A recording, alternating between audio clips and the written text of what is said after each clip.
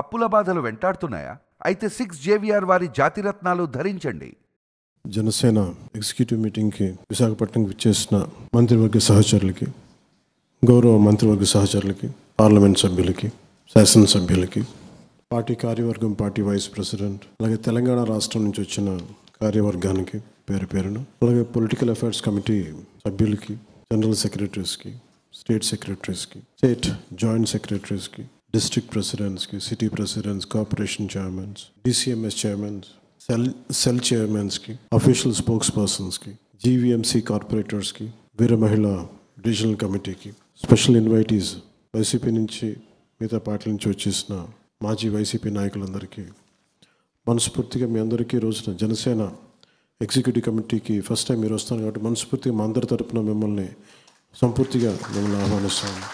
ఎప్పుడు కూడా మేము ఎలా ఉంటుంది అనేది మీకు భాగస్వామ్యంలో మీరు పాలు పంచుకోవాలి. ముఖ్య ఉద్దేశం మీకు కూడా we are inclusive.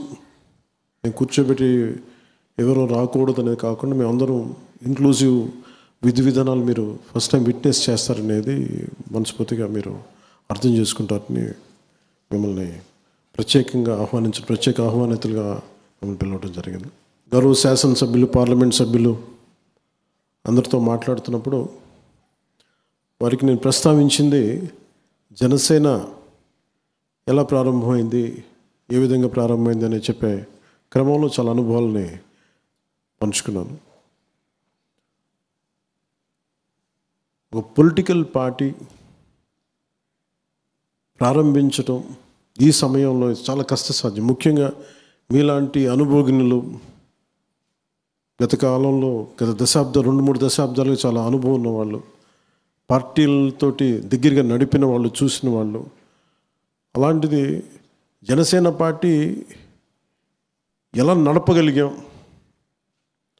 From no seat to 1 seat, from 1 seat to 100% strike rate, ఇది ఎలా రాగలిగాం? ఓకే, మనం ఏదో అనుకుంటాం కాదు, but it is discussed and highlighted in the parliament. Janasena విజయం భారతదేశపు రాజకీయ చరిత్రలో ఒక బలమైన పాఠం అది. పొద్దున కూడా మాట్లాడుతూ ఒక మాట అన్నాను,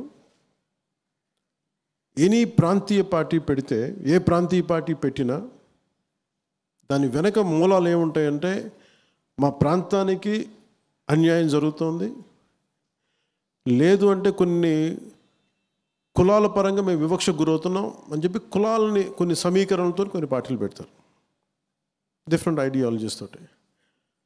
జనసేన ఒక్కటే భారతదేశంలో రీజనల్ పార్టీగా ప్రారంభమైన దాని వెనక నేషనల్ ఒక ఐడియలిస్టిక్ ఒక ఆలోచన విధానం ఉంది, దీని వెనక ఒక ఐడియాలజీ ఉంది బలంగా. మార్నింగ్ మేము చెప్తా ఉంటే నేను ఈ 7 ప్రిన్సిపల్స్ ఇవన్నీ మాట్లాడదాం, చూసేవాళ్ళు చాలా తేలిగ్గా ఉంటుంది ఏముంటుందని. అది కాచి వడపోసిన సారం అది. ప్రపంచ కార్మికులారా ఏకం కండి అని ఒక మాట మాట్లాడితే చూడడానికి ఒక ఏకవాక్యంగా ఉంటుంది, కానీ దాని లోపలికి వెళ్ళే కొద్ది కొన్ని వేల పేజీలు మదనం ఉంటుంది. అలాగే జనసేన పెట్టిన 7 సిద్ధాంతాలు వెనక చాలా స్పష్టంగా, చాలా క్లియర్గా మేము ఆలోచించిన విధానం ఉంది. దీనికి మూలాలు ఒకటి, నేను జనరేషన్ ఎక్స్ నేను అర్థం చేసుకునేవాడిని. నేను వాళ్ళు 80sలో పుట్టిన జనరేషన్, వాళ్ళ తాలూకు భావాలు, వాళ్ళ తాలూకు మనోభావాలు అర్థం చేసుకొని 2008లో అప్పుడు రాజకీయ ప్రస్థానాన్ని ప్రారంభించినప్పుడు జెండాలు పట్టుకున్న వాళ్ళందరూ ఇక్కడే ఉన్నారు. కొంతమంది తెలంగాణ నుంచి ఉన్నారు, కొంతమంది ఆంధ్ర నుంచి ఉన్నారు. వాళ్ళ మనోభావాలకి నేను ఎలా వాళ్ళు కొంత ఐడియాలజీ ఉంది, కొంత ఎదగాలి నాయకత్వంలో ఉంది, కానీ ఏం చేయాలో తెలియదు. ఆవేశం అయితే ఉంది. ఆవేశానికి నేను ఒక రూపకల్పన చేశాను. ఎందుకంటే భావాన్ని కులంతో కట్టిపడేయటం కొద్ది రోజులు కట్టిపడేయగలం, మతంతో కొద్ది రోజులు, ప్రాంతంతో కొద్ది రోజులు, కానీ ఒక బలమైన ఐడియాలజీ కనుక పట్టుకుంటే ఆ భావంతో కట్టిపడేస్తాం. డబ్బులతోటి, మనకంటే డబ్బున్న వాళ్ళు చాలామంది ఉన్నారు ఇక్కడ. 1000 కోట్ల ఉన్నవాడు రాజకీయ పార్టీని ప్రారంభించలేడు. డబ్బున్నంత మాత్రాన్ని పార్టీని నడపలేరు, పేరున్నంత మాత్రాన్ని పార్టీని నడపలేరు. మరి ఏది నడుపుద్ది పార్టీని అంటే, you have to have very committed ideology ఏదో పుస్తకాలు రాసేస్తే సరిపోదు. పుస్తకాలు రాసేస్తే సరిపోదు. కూర్చొని చాలామంది మేధావులు పుస్తకాలు రాశారు, కానీ నువ్వు రాసిన, నువ్వు ప్రతిపాదించిన సిద్ధాంతాన్ని నువ్వు బతకగలిగితే, బతకడమే కాదు దాని సత్ఫలితాలు రాజకీయంగా చూపించగలిగితే, అది చాలామందికి అది ఒక ప్రేరణ అవుతుంది. మేము ప్రారంభించింది అది ఒక 15 సంవత్సరాల క్రితం మేము ప్రారంభించినప్పుడు, ఒక దాంట్లో చాలామంది యూత్ వింగ్తో, అప్పుడు రాజకీయ యూత్ వింగ్తో స్టార్ట్ చేసినప్పుడు ఏమైతే భావజాలాలు ఉన్నాయో ఆ టైంలో మాట్లాడుకున్నవన్నీ దానిని ఒక ప్రాపర్ ఒక ఫ్రేమ్వర్క్లో చేసి 7 సిద్ధాంతాలు ప్రతిపాదించినప్పుడు వీడికి ఐడియాలజీ తెలియదన్నారు. నేను మాట్లాడుతున్న చాలా ఇంటిగ్రేటెడ్ ఐడియాలజీ. ఒక కంపెనీ నడపలేనప్పుడు 5-6 కంపెనీలు కలుస్తాయి, అమాల్గమేషన్. లేదంటే కార్పొరేట్స్ విలీనం అవుతాయి. అంటే సర్వైవల్ కోసం విలీనం అవుతున్నప్పుడు ఈ సమాజం కోసం ఎన్ని రకాల ఐడియాలజీని కలిపితే ఎప్పుడు మారుతూ ఉంది ఐడియాలజీ. మార్పు నిరంతరం, కానీ వచ్చే మార్పు అది మరింత ప్రగతి బాట వైపు ఉందా లేదంటే పురోగతి అధోగతి అని చూసుకోవాలి మనం. సో మార్పు అనేది అనివార్యం, కానీ మార్పు ముందుకెళ్తుందా వెనక్కి వెళ్తుందా అని చూసుకుంటే నేను అనుకున్నది ఇది ఎసెన్షియల్లీ పాలిటిక్స్. కులం మీద నన్ను నడపలేం. ఉదాహరణకి తెలంగాణ రాష్ట్ర సమితి అని ప్రారంభమై కూడా ఒక స్థాయికి వచ్చే గది భారతీయ రాష్ట్ర సమితి చేయాలనుకున్నారు. ఎందుకంటే ఆ వాదానికి ఒక పరిమితి కాలం ఉంది. తర్వాత దాన్ని ఆ పార్టీ వ్యవస్థాపకులు దాన్ని భారతీయ రాష్ట్ర సమితి కింద మార్చుకున్నారు. అంటే ఇది మార్పు అనేది అనివార్యం. Maybe it is for better. దీన్ని అలా చూడాలి, అంతేగాని దాన్ని తప్పు పట్టడాలు ఇవే ఉండవు. ఒకరోజు ఇది అనుకున్నాను, ఇంకో రోజు అనుకున్నాను. నేను అట్లా అనుకోలే. ప్రారంభించినప్పుడే ఐఎమ్ వెరీ క్లియర్, ఈ 7 మాట్లాడాలి, ఈ 7 చుట్టే తిప్పుతాం. మీరు ఏమి తిప్పినా, మీరు ఇంకోటి మార్చుకోండి, ఇంకోటి అనుకుని నేనైతే మారలేదు, ఇవే నిలబడతాయి. ఇన్ని సిద్ధాంతాలు పెట్టుకుని I want be very pragmatist politician, అంటే రిజల్ట్ ఓరియంటెడ్ పొలిటీషియన్. నేను కూర్చోబెట్టి చాలా ఐడియలిస్టిక్గా నేను కూర్చోబెట్టి ఖద్దరు బట్టలు వేసుకుంటాను, నేను కూర్చోబెట్టి నిరాహార దీక్షలు చేసి నిరసనలు తెలిపి అక్కడితో ఆపేది. కొన్నిసార్లు పోరాటాలు చేయాల్సి వస్తాయి, కొన్నిసార్లు నిరసనలు చేయాల్సి వస్తాయి, కొన్నిసార్లు కొట్లాడాల్సి వస్తాయి, కొన్నిసార్లు అవసరమైతే చెప్పు చూపించాల్సి వస్తాయి పరిస్థితులను బట్టి. అంతేగాని అన్నిటికీ పిడికి బియ్యంకి ఒకటే మంత్రం ఉండదు. That's the purpose of very ideology చాలా బ్రాడ్గా పెట్టాను. ఇది కొంతమంది కన్ఫ్యూజింగ్గా ఉంటుంది. కానీ ఈరోజు మీరు చూస్తే ముఖ్యంగా సెక్యూరిటీ కమిటీ మెంబర్స్ అందరికీ నా మేజర్గా విజయం వచ్చింది, కూటమి ప్రభుత్వం వచ్చింది. అందరి ఆలోచన ఏముందంటే ఇప్పుడు మనం ఏం చేసుకుందాం, పదవులు రాలేదు, ఇవి రాలేదంటే నాకు ఏ పదవి ఉందని నేను ఉన్నాను 15 సంవత్సరాలు. ఏ పదవి ఎవరిస్తారు చెప్పండి? నా పర్సనల్ లైఫ్ పోయింది, నా వ్యక్తిగత జీవితం నాకు లేదు. నేను కష్టపడి సినిమాలు చేద్దాం, నా మీద కేసులు వేస్తారు. ఒక పొలిటికల్ లీడర్ ఎలా బతకాలి? నాకేం కంపెనీస్ లేవు, పత్రికా కంపెనీస్ లేవు, నాకు పబ్లికేషన్స్ లేవు, సిమెంట్ ఫ్యాక్టరీస్ లేవు. కొన్ని లేదు, మనం ఏదైనా కూర్చొని ఆల్రెడీ ఒక భారతీయ జనతా పార్టీ లాంటి ఒక పెద్ద బలమైన పార్టీలో ఉంటే నేను కూర్చోబెట్టి నేను ఒక కద్దరు లాల్చి పైజామా వేసుకుని నేను సంచి పెట్టుకుని తిరగడం సిద్ధమే. కానీ మన అలాంటి పార్టీ కాదు మనది. అన్నీ నేనే అవ్వాల్సి వచ్చింది. సైద్ధాంతిక బలం నేనే ఇవ్వాలి, పార్టీని నడపాల్సిన ఆర్థిక బలం నేనే ఇవ్వాలి, మళ్ళీ దీనికి కావాల్సిన పోరాట బలం ముందు నేనుండి నడిపించాలి. 3 అంచెల పోరాటం చేస్తే కానీ పార్టీని 15 సంవత్సరాలు ముందుకు నడపలేకపోయాను. నిలబడ్డాం కాబట్టి దీనికి ప్రేరణ తీసుకొని చాలామంది వచ్చారు యువత. కొంతమంది ఆడపడుచులు వచ్చారు, యువత వచ్చారు. పోరాటం స్ఫూర్తి జనసేన. పొద్దున్న కొనతాల రామకృష్ణ గారు మాట్లాడుతూ కలిసినప్పుడు ఒకటే మాట అన్నారు, నేను పోరాటం, నాకు మీ ఫైటింగ్ స్పిరిట్ ఇష్టం, ఎందుకు నేను అలా వచ్చాను ఉత్తరాంధ్ర పోరాటం నాకు అందుకు. ఎందుకంటే ఆయన ఒక సీన్, నేను ఆయన ఏ విధంగా కన్విన్స్ చేయగలను చెప్పండి పార్టీలోకి రమ్మని చెప్పి. ఎందుకంటే నేను ఎవరిని ఎందుకు పిలవనంటే మీరు నన్ను అర్థం చేసుకుని ఇష్టపడి వస్తే మనం చేసే ప్రయాణం వేరుంటుంది. మనోహర్ సార్కి కూడా అదే చెప్పాను, పెద్దలు మనోహర్ గారికి కూడా. ఆయన నన్ను 2 సంవత్సరాలు పరీక్షించారు. నేను ఉట్టే రాలేదు. ఆయన ఒక ఎస్టాబ్లిష్డ్ కాంగ్రెస్ పార్టీ నుంచి వచ్చిన ఆయన ఎందుకు నమ్మాలంటాను నేను? వీడికి అమెచ్యూరిష్గా ఉంటుందేమో, ఈ కూర్చోబెట్టి ఇలా అలా అనుకుంటారు అందరు. తప్పేం కాదు అది. నేనేం చేసుకోవాలి? I said I'll prove you.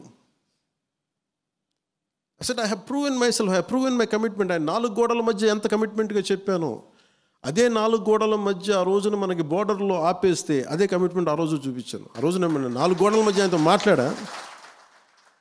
మీకు తెలుసు, మనకి బాలినేని గారు లాంటి వాళ్ళు తెలుసు ఎంత హార్డ్ కోర్ ప్రభుత్వం అది. సొంత మనుషులనే వాళ్ళు ఉండేవాళ్ళు, అలాంటప్పుడు బయట వాళ్ళని ఎక్కడ ఉండేస్తారు? ఒక హార్డ్ కోర్, ఈరోజు మన ఆయన జైల్లోకి వెళ్ళిపోయిన, జైల్లో వెళ్ళి బయటకు వచ్చిన ఇంటెలిజెన్స్ ఐజీ హార్డ్ కోర్ వ్యక్తి అయినా పర్సనల్ నాకు ఆయన తెలుసు ఒకప్పుడు. ఈరోజు ఇదే వైజాగ్లో మమ్మల్ని ఎలా ఆపారు మీరు చూశారు, చాలామంది గుర్తుండి ఉంటుంది. ప్రభుత్వంలోకి వచ్చి రాగానే నాకు పదవి రాలేదంటే అసలు ఈ ఎలక్షన్లు మీరు అంటే అందరికీ ఇదే అడుగుతున్నాం. మనం అసలు ఎలక్షన్స్ ఇలా చేయలే. ఇది అందరికీ అప్లై, ఒక జనసేనకి కదా, ఇంక్లూడింగ్ టీడీపీ, ఇంక్లూడింగ్ బీజేపీతో కూడా అప్లై అవుతుంది. ఇది జనసేన, ఇది కూటమి ప్రభుత్వం, కూటమి ఏర్పడలా. ఏమి జరుగుండేదని ఒక పాసిబుల్ సినారియోస్ మీరు ఊహించుకోండి. ఏదైనా జరుగుండొచ్చు. ఇండిపెండెంట్గా వచ్చి ఉండొచ్చు, రాకపోయి ఉండొచ్చు, లేదంటే తిరిగి వైసీపీ వచ్చి ఉండొచ్చు. ఏది అంటే దీనికి ఎన్ నెంబర్ ఆఫ్ పాసిబిలిటీస్ ఉన్నాయి. కానీ చాలా స్థిరమైన ఆలోచన విధానంతో దీన్ని ఆలోచన చేసాం, ముందుకు తీసుకెళ్ళాం. అంటే ఏది మనం నేర్చుకోవాల్సింది ముఖ్యంగా నేను రేపు చెప్పదలుచుకుంది కూడా క్యాడర్ కానీ అందరికి కూడా, గెలుపుకి అందరూ ఉంటారు, ఓటమికి ఎవరు ఓన్ చేసుకోరు, అందరూ వదిలేస్తారు. నేను కష్టాల్లో ఓటమిలో నిలబడతాను తప్ప సుఖాలను ఎప్పుడు కనిపించింది, ఎప్పుడు విజయాలు ఎప్పుడు కనిపించింది. విశాఖపట్నం 2018 పోరాట యాత్ర అప్పుడు అబ్బాయి సతీష్ ఇక్కడే ఉన్నాను, శివ శంకర్ గౌడ్ ఉన్నాను. మీకు ఎంత ఇచ్చాను శంకర్ ఆ రోజు? మీకు ఎంత? 13 లక్షలు ఇచ్చాను కదా నీకు బడ్జెట్. నా దగ్గర ఉన్నది 13 లక్షలు. నేను చెప్పాను ముందు కూర్చొని పోరాట యాత్ర చేసేద్దాం, ఎవరు ఏది పడితే తిందాం అంతే, లేదా రోడ్డు మీద కూర్చొని పడుకుందాం, లేదా 10,000 తీసుకొని ఎక్కడో సత్రాల్లో పడుకుందాం, లేదు రోడ్డు మీద పడుకుందాం. ఇంత పిచ్చితో వచ్చాం. అని ఇది ఎందుకు చెప్తున్నానంటే మీకు తర్వాత ఒకళ్ళు కదిలారు, కొంత డొనేషన్స్ ఇచ్చారు, కొంతమంది జీతాలు. ఒక టీచరు ఒక రోజువారీ శ్రామికుడు 150 రూపాయలు నాకు పంపిస్తాడు, పని చేసి పంపిస్తాడు. ఒక స్కూల్ టీచరు తనకు వచ్చే నెల జీతంలో ఆ పెన్షన్ని కూర్చోబెట్టి ఇలా పంపిస్తాడు. మొన్నటికి ఎవరో ఒక పోలీస్ ఆఫీసర్ చనిపోతే మొత్తం పెన్షన్ డబ్బుని ఆయన నన్ను కలవలేకపోయారంటే అందుకని కూర్చోబెట్టి నాకు పంపించారు. This is how we run the party apart from my own funds. Manohar గారు మాట్లాడుతుంటే ఒక ఫంక్షన్ చేయాలని డబ్బులు లేవు, ఇంకోటి లేవంటే అసలు ఇదివరకు ఏం డబ్బులు ఉన్నాయి? మనం ఇలా హోటల్ కాకపోతే ఇంకో చోట కలుస్తాం, రోడ్డు మీద కలుస్తాం. జనసేనకు ఆఫీస్ అవసరం లేదు, 10 మంది కలిసిన చోట జనసేన ఆఫీస్ అంతే. దీని డబ్బులతో పని లేదు అసలు. డబ్బులు, కాఫీలు, టీలు గాజు గ్లాసులు తాగుతాం. గాజు గ్లాసులు లేకపోతే కూర్చొని చేతితో కూర్చొని అందరం ఒకటి కాఫీని అందరం 1/4 చేసుకొని తాగుతాం, ఒకటి ఛాయ్ని. సో దీనికి పని లేదు. దీనికి నేను డబ్బుకి సంబంధమే లేదు. Politics it's commitment. Bharatiya Janata పార్టీని చూసి మనం చాలా నేర్చుకోవాలి, వాళ్ళ ప్రోటోకాల్స్ కానీ. ఎందుకంటే అది నేను ఓవర్ ఎందుకు అంత ఆశపడినంటే పార్టీ పెట్టినప్పుడు పెద్దలందరికీ కూడా నా ప్రత్యేకం చెప్తున్నాను. చాలామంది 2018లో వచ్చారు, ఈ పార్టీ రాదని కొంచెం మళ్ళీ వైసీపీకి వెళ్ళిపోయారు, రాదని చెప్పి మళ్ళీ వచ్చాను. నాకు ఫైన్, నాకు అదేం, ఎందుకంటే ఒక అభద్రతా భావం ఉంటుంది. మనకి ఏమవుద్ది పార్టీలో అనేది. నేను ఎందుకు నమ్మాను జనసేన క్రియాశీల కార్యకర్తలను కానీ, జన సైనికుల్ని కానీ, వీరమహిళని కానీ అంటే చావు బతుకు నీతోనే అన్న. ఆ పిచ్చి జనసేనలో ఉంది కాబట్టి 100% స్ట్రైక్ రేట్ కొట్టాను. మీరు ఉన్నారని చెప్పి, వీళ్ళందరూ ఉన్నారని చెప్పి నేను పోరాటం చేయగలిగాను. లేదా నాకు ఆ శక్తి ఎక్కడి నుంచి వస్తుంది? లేదంటే ఒంటరి పోరాటం చేసి చాలామంది రకరకాలుగా చనిపోయారు పోరాటాలు, నేను అట్లా చనిపోయాను. రిజల్ట్ ఓరియంటెడ్ కాదు. నేనేంటంటే ఈ పోరాటం వెనక ఒక రిజల్ట్ చూపించకపోతే ఒక నిష్ప్రయోజనమైన ఆలోచన విధానం వచ్చేస్తుందని చెప్పి నా ఉద్దేశం. ఈరోజు ఇంతమంది చైర్మన్స్ ఉన్నారంటే మనకి ఇంకా సరిపోవట్లేదు, అవి సరిపోవట్లేదు అంటే ఇది ఒక అలయన్స్ గవర్నమెంట్. ఇది నాకు వ్యక్తిగతం కొంతమంది ఇబ్బంది కలిగిస్తూ ఉంటారు, దాన్ని బేస్ చేసుకుని నేను గొడవ పెట్టుకోకూడదు, అది అవివేకం. ఒకసారి మా బ్రదర్కి మేము కొన్ని ఇవ్వాలనుకుంటాం, కొన్ని ఇవ్వలేము, దాన్ని బేస్ చేసుకొని కూర్చోబెట్టి గొడవలు పెట్టుకోం, దాన్ని బేస్ చేసుకొని కొన్ని బయటికి రాలేము, అలా కుదరదు అట్లా. ఎందుకంటే మనందరి కమిట్మెంట్ మేము ప్రామిస్ చేసినప్పుడు జనం ఎందుకు ఇవ్వాలి? 164 సీట్స్ ఎందుకు ఇవ్వాలి? ఏ బేసిస్లో 21 ఎంపీస్ 164 సీట్స్? దేనికంటే వాళ్ళు నమ్మారు. వీళ్ళందరూ కూర్చొని ఒక కష్టపడతారు. వాళ్ళు నిజంగా చెప్తాను, ప్రజలకున్నంత అవగాహన మన కేడర్లో కొంత కొరబడింది, నాయకత్వంలో కొంత కొరబడింది. వాళ్ళు ఇంకా బ్రాడ్ మైండెడ్తో ఉన్నారు. వాళ్ళు అడుగుతుంది ఏంటంటే మీ టైం ఏమని అడుగుతారు, మా బాధ విను, మా కష్టం విను. ఎంత నా ఉదాహరణకి చాలాసార్లు ఎడ్యుకేషన్ శాఖ గురించి వస్తాయి, వేరే శాఖల గురించి నా దగ్గరికి వస్తుంటే నేనేమింటానంటే, అమ్మ నా శాఖ కాదు కానీ నేను వింటానంటే, అన్న నాకు తెలుసు, మా సమస్య వినన్నా చాలు. మనం వినటానికి కూడా ఓపిక లేదు. మనల్ని ఎవరన్నా ఎందుకు ఆపుతారు చెప్పండి? మన నియోజకవర్గాల్లో మనం పని చేసుకుంటూ వెళ్తే మనల్ని ఎవరు ఆపగలరు? వాటాలు కావాలంటేనే గొడవలు అవుతాయి తప్ప పని చేయాలనుకుంటే గొడవలు రావు. నేనేం పెట్టుకున్నా, నేను వచ్చింది, నేను నిజంగా నాకు డబ్బులే కావాలంటే మన సినిమాలు ఉన్నాయి, మనం చెప్తా ఉన్నాను. I lead a very luxurious life if I would be in cinema. I can lead an excellent life. ఎండ పడకుండా నీడ పట్టున నా సన్నిహితో ఒక ఆయన చెప్తూ ఉంటారు, నువ్వు డేట్స్ ఇస్తే మేమే ఒక కథ అనుకొని, నువ్వు నీకు గొడుగు పట్టుకోవడానికి ఒకళ్ళు, షార్ట్లో పడితే నీకేం దెబ్బ తగిలి కట్టడానికి ఇంకో ఫిజియోథెరపిస్ట్, ఇంతమందిని పెట్టుకొని మేమే కథ ఆలోచించుకొని మేమే కష్టపడి నువ్వు వచ్చి జస్ట్ 4 యాక్టింగ్ చేస్తే చనిపోద్ది, నీ డబ్బులు ఇస్తాం. అలాంటిది నువ్వు ఇవన్నీ వదిలేసి నువ్వు వెళ్ళి కూర్చొని రోడ్ల మీద కూర్చుంటా, వాళ్ళతో పడతా వీళ్ళతో పెడితే ఏంటి నీకు కర్మ అండి? ఇది నా దేశం అంటే నాకు పిచ్చి అండి, ఇది నా మ్యాడ్నెస్. నా బాధ ఎక్కడ ఉంటుందంటే, నన్ను భారతీయుడిగా పెంచారు అందరూ. భారతదేశంతో భారతీయత అని పెంచారు. భారతీయత అని పెంచి తమిళనాడులో ఉన్నప్పుడేమో నువ్వు గొల్టీ అని చెప్పి, నువ్వు తెలుగు రివర్స్ చెప్పి నువ్వు గొల్టీ అని చెప్పి అక్కడ తిట్టి, మరి మన దేశం, మన తెలుగు రాష్ట్రం అంటే నువ్వు తెలంగాణకు, నేను ఆంధ్ర వాడిని అయిపోయి, ఆంధ్రాకి వస్తే నువ్వు ఏ కులం, ఈ కులానికి నీకు సంబంధం లేదు, అసలు ఏ పిఠాపురం వెళ్తే అసలు నువ్వు నేటివే కాదన్నాను నన్ను.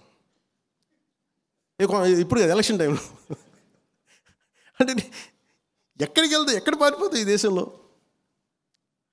సో నాకేనంటే ఇది షార్ట్స్ ఇప్పుడు నేను కూర్చోబెట్టి ఇది అంటే ఇది బేసిక్గా divisiveness is a disease in human nature. దాని ఏం తప్పు పట్ల, అది పార్ట్ ఆఫ్ నేచర్ అంతే, ఇంక మనం ఏం చేయలేం దానికి. But how do we address it? నా దగ్గరికి 100 ఇంటెలిజెన్స్ రిపోర్ట్స్ వస్తూ ఉంటాయి, ఎవరు ఏం చేస్తున్నారు ఏంటి అనేది. నేను ఇట్లా వాక్ అయి చూస్తూ ఉన్నాను, ఒక్కొక్కళ్ళు ఏం చేస్తారు, ఇంత చేస్తారు, అవును ఇట్లా జరుగుతుంది, ఇలా జరుగుతుంది. మరి కార్యకర్తలు చెప్తూ ఉంటారు, జన సైనికులు చెప్తూ ఉంటారు, పంతాలు వచ్చేస్తున్నాయి, కోపాలు వచ్చేస్తున్నాయి. దీనికే మనం పార్టీ పెట్టింది. మీ కష్టాలు ఎప్పుడన్నా ఒకసారి చూడండి అందరూ.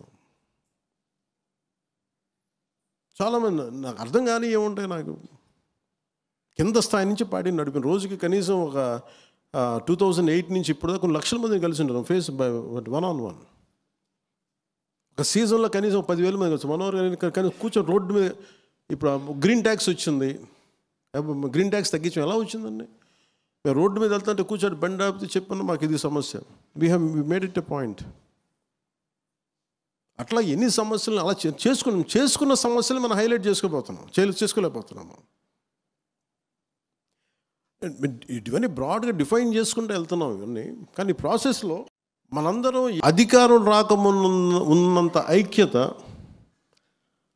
అధికారం ఉన్నంత పోరాట పటిమ అధికారంలోకి వచ్చా కొరవడ్డాయి. అందరూ మెత్తబడిపోయారు, నేను మెత్తబడలేదు. నాకున్నది ఏంటంటే I have got big responsibility. పార్టీని ఎలా నడపాలి, పోనీ చేద్దామంటే ఇది కూర్చొని ఒక 100 మంది మేధావులు కూర్చొని కలిపిన పార్టీ కాదు. నా ఆవేదనో నా కోపమో కింద పడో మీద పడో నలిగి తర్వాత చాలామంది మనోహర్ గారు లాంటి పెద్దలు, మీలాంటి పెద్దలు అందరూ వస్తే ఇప్పుడు ఫామ్ అవుతుంది పార్టీ. ఇప్పుడు నేను ఏం కోరుకున్నాను, అధికారం రాకముందు ఉన్నంత బలం అధికారం వచ్చిన తర్వాత ఎవరి కాలం ఇట్లాగా లూజ్గా అయిపోయాం, వదులుగా ఉన్నారు అందరూ. It's a time to come back. పదవి లేకపోతే ఏమి చచ్చిపోతామంటే. నేను ఆర్ఎస్ఎస్ కార్యకర్తలను చూస్తాను, కొంతమంది బీజేపీలో వాళ్ళు ప్రధాన కార్యదర్శులుగా చేస్తుంటారు. ఒక ఖద్దరు చొక్కా, చేతికో సంచి, వాళ్ళ పని ఏంటంటే పార్టీ కోసం పనిచేయడం అంతా. వాళ్ళు దేశం కోసం పనిచేసే సంస్థ ఆర్ఎస్ఎస్ అయితే దాని wing, political wing is BJP. దానికోసం వాళ్ళ నుంచి వచ్చే ఒక వ్యవస్థ. వాళ్ళు చూస్తాం, మీరు ఎక్కడ ఉంటారని అడిగితే మేము హోటల్స్లో ఏముండండి, మాకు ఎవరు ఏం హోటల్స్ ఏమరు, మా కార్యకర్తల ఇళ్ళలో మేము ఉంటాం. We take it forward. They're madly committed about their ideology. ఐడియాలజీతో ఎంతమంది ఏకీపించారు that's a different story. కానీ మనం నేర్చుకోవాల్సింది అది.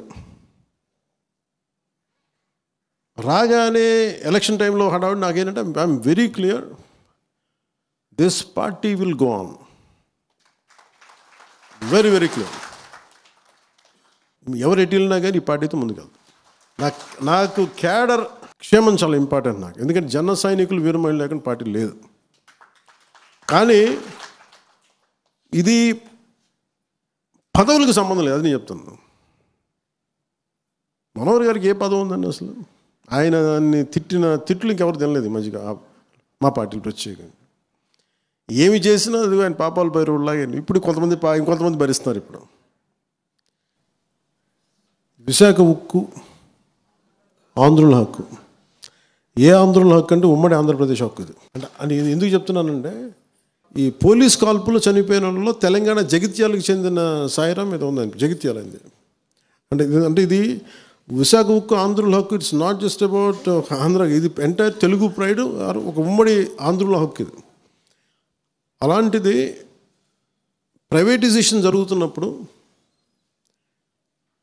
ఇది నేను 2 సందర్భాలు, మన కోన తాతారావు గారు ఎక్కడున్నారు, కోన తాతారావు గారు ఉన్నారు, మీటింగ్ పెట్టాం. తర్వాత అధికారంలోకి వచ్చిన తర్వాత మళ్ళీ మొన్న కూడా మనం మాట్లాడాం. ఇది ఇంకా ప్రైవేటైజేషన్ ఆపక ముందు గత ప్రభుత్వాన్ని నడిపిన వాళ్ళ అధినాయకత్వం తెలుసు అప్పుడు ముఖ్యమంత్రికి. విభజన సమయంలో విడిపోవడానికి ఒప్పుకోవట్లేదని ప్లే కార్డు పట్టుకోవడం ఎలా పట్టుకున్నారంటే అప్పుడు టీవీలో చూపించారు. దొంగచాటుగా సోనియా గాంధీ గారు చూడకుండా, ఆవిడ కనుపంట పడకుండా, ఆవిడ కళ్ళలో పడకుండా తిప్పారు ఆయన. మీరు ఆ విజువల్ ఉంటుంది చూడండి. అంటే ఇది ఎందుకు చెప్తున్నానంటే, మీరు ఇక్కడ ఎన్నైనా మాట్లాడతారు, ఇక్కడ వెళ్ళి పొడి చేస్తాం, చంపేస్తాం, ఇది చేసేస్తాం, మెడల్ ఉంచి తీసుకొస్తాం, అలా ఇక్కడేం జరగదు. అక్కడ ఢిల్లీ అది కుదరదు అట్లా. ఇక్కడ ఎన్నైనా మాట్లాడచ్చు. వీళ్ళు కథలు అక్కడ చెప్తారు ఇట్లా. సో ఇలాంటి వ్యక్తి స్టీల్ ప్లాంట్ 151 సీట్లు వచ్చిన వ్యక్తి స్టీల్ ప్లాంట్ని ప్రైవేటైజ్ చేస్తారంటే ఏం చేయలేదు. వాళ్ళు ఏమీ చేయకపోగా వచ్చి కార్మిక నాయకులతో ఏం మాట్లాడారంటే, స్టీల్ ప్లాంట్ కార్మిక నాయకులతోటి మీరు వదిలేసుకుని మీకు ఇండివిజువల్ ప్లాట్స్ చేసేస్తాను, మీకు కొంత ప్లాట్లు ఇచ్చేస్తాను, మీకు ఇన్ని కోట్లు వస్తాయంటే చాలామంది కార్మిక సంఘాల నాయకులు ఇది ఒప్పేస్తున్నారు. కొంతమంది, నేను ఇది మొన్న క్రాస్ చెక్ చేసుకున్నాను, మళ్ళీ మన ఆఫీసులో నేను పదవి తీసుకున్న తర్వాత మాట్లాడినప్పుడు అది మేము చేయలేదని కొంతమంది చేశారు, బట్ కొంతమంది చేశారు. అంటే ఎప్పుడు దీంట్లో సమస్య ఎక్కడ ఉంది స్టీల్ ప్లాంట్కి? ఎప్పుడు అంటే, ఒకటి ఉత్పాదకత లేకుండా పెట్టుబడి 1000 కోట్లు 10,000 కోట్లు పెట్టుబడి పెట్టి పీనట్స్ నుంచి వస్తుంటే ఖచ్చితంగా నష్టం, అది ఎప్పటికైనా సరే. కానీ అది ప్రత్యేకమైన స్థితిలో ఉంది. ఇది చాలా ఉద్యమాలు చేసి సంపాదించుకుంది, ప్రాణాలు పోగొట్టి సంపాదించుకుంది. నేను ఢిల్లీకి వెళ్ళినప్పుడు ఇక్కడ ప్రైవేటైజేషన్ జరుగుతుంది అనుకున్నప్పుడు కార్మిక సంఘాల నాయకులు నేను ఏమడిగానంటే, ఆ రోజున అప్పటికి ఇంకా బీజేపీతో మన ఇంకా అలయన్స్ కూడా ఫుల్గా ఫామ్ అవ్వాల, టాక్ స్టేజ్లో ఉంది. అలాంటి సమయంలో నేను ఏం చెప్పానంటే, వెళ్ళి అంటే మీకు తెలుసు, మీకు ఈ దేశంలో ఎవరన్నా సరే అమిత్ షా గారితో ఎవరితో గొడవ పెట్టుకుంటారండి. వీళ్ళు అమిత్ షా గారికి ఖచ్చితంగా అభిప్రాయం చెప్పండి. ఎందుకు అభిప్రాయం చెప్పలేరంటే, ఆయన భయపెడతారని కాదు. ఆయన అడిగే ప్రశ్న వీళ్ళ దగ్గర సమాధానం ఉండదు. వాళ్ళు ఏం కూర్చోబెట్టి భయపెట్టడం వాళ్ళు బెదిరించడం ఏం చేయరు. ఆయన మీరు నేషనల్ లీడర్షిప్ ఎప్పుడు చాలా క్లియర్గా ఉంటుంది, గుర్తుపెట్టుకోండి. మనం అనుకుంటాం ఇక్కడ కూర్చోబెట్టి చేసి వాళ్ళు ఏమి చేయరు. నీ కూర్చోబెట్టి వాళ్ళు అడిగే లాజికల్ క్వశ్చన్స్కి మన దగ్గర సమాధానం లేకపోతే సమాధానం వీగిపోయి వదిలేస్తాం. వాళ్ళ దగ్గర సమాధానం ఉంది, ఇంత నష్టం లాజికల్గా ఉంది. మీరు చెప్పండి, మీరు ఇంట్లో వ్యాపారం చేసుకున్నప్పుడు నష్టం వస్తుంటే దాన్ని ఎంతకాలం భరిస్తాం? బ్లీడ్ అవుతూ ఉంది. మేము వెళ్ళి ఏం చెప్పామంటే, నేను మనోహర్ గారు వెళ్ళి ఢిల్లీ మన సౌత్ బ్లాక్కి వెళ్ళాం, పార్లమెంట్లోకి వెళ్ళాం. చాలా బిజీ షెడ్యూల్ టైం ఇచ్చారు.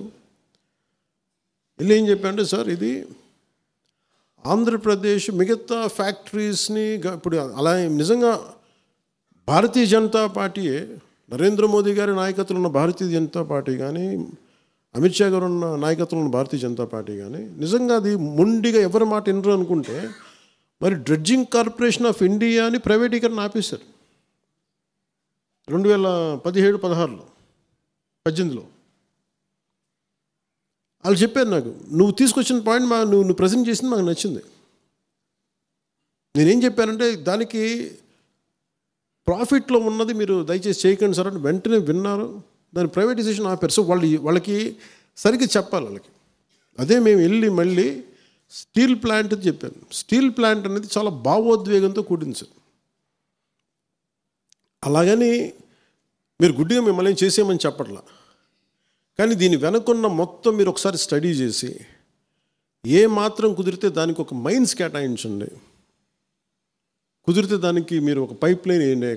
ఎక్కడైతే మైనింగ్ సోర్స్ ఎక్కడ ఉందో మన ఒరిస్సా నుంచి ఇక్కడి నుంచి కొంచెం ఒక పాసిబుల్ ఒక మైనింగ్ పైప్ వేయండి, ఐరన్ ఓర్ పైప్ వేయండి. ఒక సొంత గనులు లేవు, క్యాప్టివ్ మైన్స్ కనుక మీరు ఇవ్వగలిగితే ఇలా ఉంటుందని చెప్పి మొత్తం ప్రజెంట్ చేసి పట్టుకొచ్చాం. ఆయన విన్నారు, చాలా క్లీన్గా విన్నారు. ఎస్ చెప్పలేదు, నో చెప్పలేదు, కానీ మేము దీన్ని ఆయన చెప్పింది ఏంటంటే we look in to it అంతే. ఆ స్థాయి వ్యక్తులు కూర్చోబెట్టి ఏముంటుందని గంటలు ఏం మాట్లాడరు, పేజీలు ఏముండదు. We look in to it అంటే చాలా భావగర్భితమైన వాక్యం అది. దాన్ని తగ్గట్టుగా చేశారు. మీరు చూస్తే అప్పుడే మీకు ప్రైవేటీకరణ అయిపోయింది. అప్పుడే చూడండి, ముందుకు వెళ్ళా. అది అయిపోయిన తర్వాత మళ్ళీ ప్రైవేటీకరణ జరుగుద్ది అనుకుంటే నేను మళ్ళీ అందరిని కూర్చోబెట్టి మన కొన్నతాతర గారి ఆధ్వర్యంలో అందరూ వస్తే ఇదే చెప్పాను, నేను కేసు ప్రజెంట్ చేస్తాను. మేము మళ్ళీ ప్రజెంట్ చేస్తే దానికి 10,000 crores ఎంతో ఇప్పుడు పంపించారు, 14,000 crores. అది స్వయంగా మోడీ గారు వచ్చి ఇక్కడ చెప్పెళ్ళారు. ఇది వెనక్కి వెళ్ళడం అంటే ఏం లేదు. కాకపోతే ఏంటంటే మీరు కార్మిక సంఘాల్లో కూడా ఎంత త్రికరణ శుద్ధిగా ఉన్నారు, మీరు ఎంత చిత్తశుద్ధిగా ఉన్నారు. ఈరోజు మాట్లాడే వాళ్ళు ఎంతమంది మాట్లాడుతున్నారు ఇంకా విజువల్ చూడలేదు, కానీ అసలు గత ప్రభుత్వం చేసిన వాళ్ళు మీరు గొంతు తెరవలేదు ఆ రోజున. ఆ రోజు సోనియా గాంధీ గారికి మీ రాష్ట్ర విభజన జరుగుతుంటే మీరు ప్లే కార్డు చూపించడానికి భయపడ్డ వాళ్ళకి మీకు ఢిల్లీలో మీకు ఏం ధైర్యం ఉంది? ఇన్ని కేసులు పెట్టుకొని మీరు ఎక్కడ ధైర్యంగా మాట్లాడగలరు? మీరు కేసులను ఎక్కడ ప్రజెంట్ చేయగలరు? మీరు నాకు ఆ భయాలు లేవు. నాకు పదవి ఉంటే పోద్ది, లేదంటే వదిలేస్తాను. నాకు లీజ్ బాధ, నాకు కాదు, నా బాధ్యత, నాకు పదవిని బాగా చేస్తాను అంతేగాని పదవి పట్టుకొని వేలాడను నేను.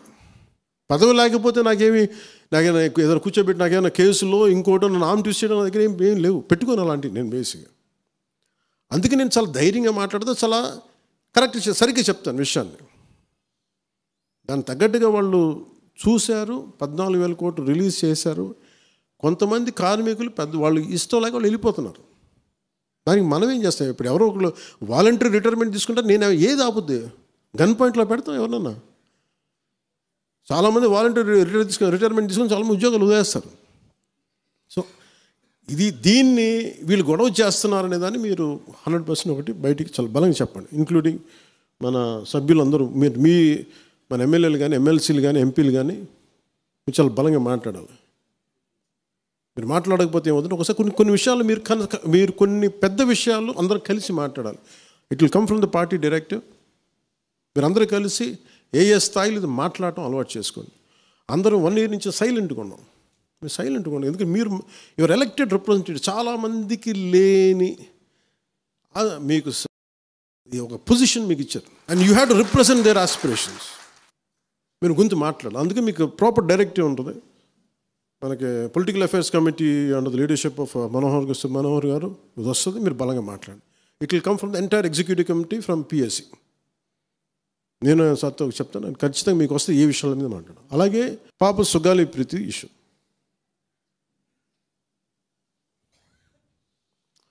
పండ్లున్న చెట్టుగా రాళ్ళు పడతాయంటారు. ఎవరైతే చేయూతనిస్తారో, ఎవరైతే ఆధారిస్తారో వాళ్ళని తిడితే ఎట్లాగా? అసలు ఈరోజు సుగాలి ప్రీతి అనే కేసు ఎలా ఎక్కడి నుంచి బయటకు వచ్చింది మీరు చెప్పండి. ఇలాంటి అన్యాయం జరిగిందని ఎవరికి తెలుసు? ఈ రోజున గత ప్రభుత్వం 2019, 2024లో ఒక ప్రభుత్వం మీద, అప్పుడు ముఖ్యమంత్రి మీద మాట్లాడటానికి అసలు ఎవరికైనా ధైర్యం ఉందా? ఒక ముఖ్యమంత్రిని ఒక మాజీ ముఖ్యమంత్రిని ఆ టైంలో అరెస్ట్ చేస్తే రావడానికి ఎవరు లేరు రోడ్ల మీద. అలాంటి పరిస్థితుల్లో ఓడిపోయి 2 చోట్ల ఓడిపోయి ఉన్న ఒక ఎమ్మెల్యే వాళ్ళ పార్టీకి వెళ్ళిపోతే ఏ మానసిక స్థైర్యం, ఏ ధైర్యం, ఏది ఉంటుంది చెప్పండి ఎవరికైనా? మరి అలాంటి సమయంలో నేను ఒక తల్లి పడ్డ వేదన తీసుకున్నా. నాకే సరదానా 2 లక్షల మంది జనం మధ్యలో నడుచుకుంటూ వెళ్ళి ఆ సమస్యను హైలైట్ చేసి వాళ్ళు సిబిఐకి ఇచ్చారు. సిబిఐకి ఇస్తే మనకి ఇంటర్నల్ పేపర్ వర్క్ మనకి ఎలా తెలుస్తుంది? ఇంటర్నల్ పేపర్ వర్క్ వాళ్ళు ఇస్తే వాళ్ళు ఏంటంటే జీవో రిలీజ్ చేశారు, మా దగ్గర నుంచి వెళ్ళింది కానీ ఎక్కడికి వెళ్ళాలో అక్కడి నుంచి ప్రొసీడ్ చేయాలి, అక్కడ ఆపేశారు. హోంశాఖ నుంచి వెళ్ళింది సెక్రటేరియట్లో ఎక్కడో నెక్స్ట్ ఫైల్ ఢిల్లీకి వెళ్ళాల్సిన అక్కడ ఆపేశారు. మేము హోంమంత్రికి మేము సిబిఐకి పంపిస్తున్నాం, పంపించేసాం అంటే లెటర్ చేశారు, లాక్ చేసి లాకర్లో పెట్టారు. ఇది జరిగింది. ఈ ప్రాసెస్లో ఏం చేశారు, వాళ్ళకి ఈ కేసు కొంచెం సెన్సిటివ్ కేసు కాబట్టి మీకు చెప్తాను. సుగాలి ప్రీతి, నేను ఎందుకు కొంచెం సున్నితంగా మాట్లాడాలి ఈ విషయం ఏదంటే, మీకు ఒక అన్యాయం జరిగినప్పుడు, ఎవరికైనా ఒక అన్యాయం జరిగినప్పుడు మనం ఏం చేస్తామంటే, నాకు ఆ వ్యక్తికి శిక్ష పడాలి, ఇంకింతే ఉండాలి. వాళ్ళు ఏం చెప్తున్నారంటే, ఎవరైతే ఈ వెనకున్నారో, మరి గవర్నమెంట్ ద్వారా వచ్చారు, గత ప్రభుత్వం ఎలా వచ్చారో, వాళ్ళు ఏం చేశారంటే, మనం పెట్టిన ఒత్తిడి ఆ రోజు 2 లక్షల మంది మనం జనంతో తీసుకెళ్ళి అది నేషన్ వైడ్ ఇష్యూ అయ్యేటప్పటికి వాళ్ళు చేసింది ఏంటంటే, మనం చేసిన పోరాటం వల్లే ఎస్సీ ఎస్టీ అట్రాసిటీ కేసు బాధితులకు చట్ట ప్రకారం ఇచ్చే ప్రయోజనాలు పరిహారాలు వారి కుటుంబానికి దక్కాయి. కర్నూలు రూరల్ మండలం దిన్నెదేవరపాడులో 5 ఎకరాల వ్యవసాయ భూమిని కేటాయింపబడింది. ఆ గ్రామం కర్నూలు నగరానికి 9 కిలోమీటర్ల దూరంలో ఉంది. ఈ రోజున మార్కెట్ వాల్యూ కనీసం ఎకరాకి అది వాళ్ళు చెప్పడం మీరు క్రాస్ చెక్ చేసుకుని 2 కోట్ల వరకు ఉంటుందని చెప్తా ఉన్నారు. వీరి కుటుంబానికి కర్నూలు కార్పొరేషన్లో కల్లూరు వద్ద 5 సెంట్ల ఇంటి స్థలాన్ని కేటాయింపు చేసిన ప్రభుత్వం. సెంటు 10 లక్షల నుంచి 15 లక్షల వరకు ఉంటుంది. పాప 2 తల్లిదండ్రులకి రెవెన్యూ శాఖలో జూనియర్ అసిస్టెంట్గా ఉద్యోగం ఇవ్వడం అయింది. ఇది కాకుండా ఇది మన పోరాటం వల్ల ఒత్తిడి పెట్టడంలో వచ్చినాయి. ఇవి కాకుండా నేను ఫస్ట్ టైం ఛార్జ్ తీసుకోగానే మొదట చెప్పిన మాట, పాపకి న్యాయం జరగాలి, ఏమేమి జరిగిందని సిఐడి చీఫ్ని నేనే తెలియజేశాను. డీజీపీ గారికి పంపించాను, అప్పుడు డీజీపీ గారికి తిరుమలరావు గారు, అలాగే సిఐడి అధికారులకు చెప్పాను, ఉన్నతాధికారికి, హోమ్ మినిస్టర్ గారికి చెప్పాం. ఇవన్నీ చెప్తే పోలీసు సిఐడి వాళ్ళు చెప్పింది ఏంటంటే, అసలు అప్పట్లోనే ఎవరైతే దీని వెనక కుట్ర వెనక ఉంది ఇవన్నీ చెప్తున్నారో ఏ డిఎన్ఏ తారుమారు చేశారు. ఎలా తారుమారు చేసి ఉండాలి? ఈ ఒత్తిడిలో వీళ్ళకి భూములు అవి ఇవి ఇచ్చేసి, మరి ఏం చెప్పారు నాకు తెలియదు కానీ వాళ్ళు నాకు తెలిసి వాళ్ళు ఈరోజు పోలీసు చెప్తుంది ఏంటంటే, సాక్ష్యాలు వీళ్ళు చెప్తున్న వ్యక్తుల మీద వాళ్ళ డిఎన్ఏకి దీనికి మ్యాచ్ కావట్లేదు. ఇది వాస్తవం. కోర్ట్స్ ఏం చేస్తాయి, పోలీసు ఏం చేస్తారు, దీన్ని కూర్చోబెట్టి, ఎందుకు చెప్తున్నానంటే, ఇది వివేకానంద రెడ్డి గారిని చంపేశారని తెలుసు అందరికీ. ఎవరైతే చేస్తున్న నిందితులు ఉన్నారో వాళ్ళు ఒక్కొక్కరుగా చంపేస్తున్నారు వాళ్ళని. మరీ గత 5 సంవత్సరాల్లో ఇట్స్ క్లాసిక్ కేసెస్ ఇవి. ఈ ప్రక్షాళనకే పూనుకున్నాం మనం. ఇది ముఖ్యంగా మన ఎమ్మెల్యేలకు కానీ, మీరు ఎంపీస్, యాజ్ అన్ ఎంపీస్ మీకు కూడా, మీరు ఈ కేసెస్ మీద మీరు రేపొద్దున అసెంబ్లీలో గళం ఎత్తాలి, మీరు తప్పదు. ముఖ్యంగా లా అండ్ ఆర్డర్, వీళ్ళు అందరూ తప్పించుకుంటూ వెళ్ళిపోతే ఇట్లా ఒక సోషల్ అన్రెస్ట్ వస్తుంది దీనివల్ల. అంటే వ్యక్తికి ఒక నేరస్తుడు చేసిన ఒక కులానికి చెందుతాడు, ఏదో ఒక నేరస్తుడు, మనం ఏం చేయలేము దానికి. ఇందాక అరుణ చెప్పినట్టుగా ప్రతి ఒక్కరు ఏదో కులానికి చెందాలి, వేరే దారి లేదు మనకి. మనం వేరేలా పొట్ల ఏదో కులానికి చెందాలి. కానీ తప్పు చేస్తే కూర్చోబెట్టి పలానా టక్కమైన ఒక మాట అనేస్తారు, పలానా ఎక్స్ చేసాడు అన్నావు, పలానా కాస్ట్కి చెందిన వాడు చేసాడు అంటారు. అసలు ఇంత కాస్ట్ ఎక్కడి నుంచి వచ్చి తెలియదు క్రైమ్కి. సో అందుకని మేము బీయింగ్ లీడర్ నేను చాలా సెన్సిటివ్గా మాట్లాడాలి. మరీ నేను మిగతా వాళ్ళు గబుకుని మాట్లాడేసి, గత ప్రభుత్వ నాయకులు మాట్లాడేసి వెళ్ళిపోవచ్చు, ఈజీ అది. కానీ నేను అలా మాట్లాడకూడదు. దట్టు నేను ఇప్పుడు డిప్యూటీ సీఎం పదవిలో ఉన్నాను కాబట్టి నేను చాలా ఒళ్ళు దగ్గర పెట్టుకుని మాట్లాడాలి. అందుకని ఇవన్నీ మీరు ఒక్కసారి దీంట్లో కూడా ఆ పాపకి న్యాయం జరగాలి, దోషులుంటే శిక్షింపబడాలి. ఇలా ఒత్తిడి పెట్టాల్సిన వారికి కూడా నా విన్నపం ఏంటంటే, మీరు అసలు ఈ కేసు ఎవరి వల్ల బయటకు వచ్చింది మీరు చెప్పండి. సో మా త్రికరణ శుద్ధిని, మా చిత్తశుద్ధిని మీరు తక్కువ ఎంచిన. ఇక్కడ కేసులు వాళ్ళు కూర్చోబెట్టి నేను వెళ్ళి సాక్ష్యాధారాలు నేనేం క్రియేట్ చేయలేను. అక్కడ గత ప్రభుత్వం చేసిన తప్పులు కొనేసారు వీళ్ళు చాలామందిని. మరి ఏం కొన్నారు, ఎలా కొన్నారు, దీని మీద కేసు పెట్టాలి. లెట్ ఎంటైర్, ఇది నా ఒక్కటి కేసు కాదు, ఇది ఎంటైర్ సొసైటీకి ఇది సిచ్యువేషన్. మీరందరూ కూర్చొని ఒకసారి మన ఎమ్మెల్యేస్ అందరూ కూడా, మన నాయకులందరూ కూర్చోబెట్టి you try to take it to home minister గారు, including law and order CM గారి చేతిలో ఉంటుంది కాబట్టి మీరు ఇంతకుమించి దీని మీద మాట్లాడకూడదు. అందుకని నేను శిక్ష పడాలని కోరుకుంటాను. ఇంతకుమించి కాకపోతే ఏమైపోతుంది, నా మీద నన్ను లాగడం చాలా తేలిక అందరికీ. ఎందుకంటే నేను మెత్తని మనిషిని కదా, నా మీద రాళ్ళు వేసేయండి ఈజీ, నా చొక్కా పట్టుకోవడం ఈజీ. అదే గత ప్రభుత్వం ముఖ్యమంత్రిని పట్టుకోమని చెప్పండి, ధైర్యం కూడా చేయరు, ఇప్పటికీ ధైర్యం చేయరు. ఎందుకంటే వాళ్ళ మనుషులు ఇళ్లలోకి వచ్చి కొడతారు, క్రిమినల్స్ వచ్చి ఇళ్లలోకి వచ్చి కొడతారు, చంపేస్తారని భయం. మనం ప్రజాస్వామ్యం కదా, మనం భరించాలి. అందుకని దయచేసి దీన్ని మీరు ఒకసారి కూర్చోబెట్టి ఒకసారి మన గౌరవ శాసనసభ్యులు, మంత్రివర్గ సహచరులు, లెజిస్లేటివ్ కౌన్సిల్ మెంబర్స్, పార్టీ నాయకులు అందరూ దీని మీద ఒకసారి, స్పోక్స్ పర్సన్స్, వీర మహిళా నాయకులు, మీరందరూ ఒక్కసారి కూర్చోబెట్టి ప్రతి ఒక్కరు కూడా దీని మీద, ఇది ఎందుకంటే ఇది ఒక కేసుగా చూడకండి, ఇది గర్ల్ చైల్డ్ తాలూకు ప్రొటెక్షన్ చాలా ఎసెన్షియల్. అందుకని దీన్ని సోషల్ మీడియా యాక్ట్ కానీ ఇవన్నీ మాట్లాడాలని పొద్దున్న నిర్ణయించుకున్నాం. ఇది ఒకసారి మీ దృష్టికి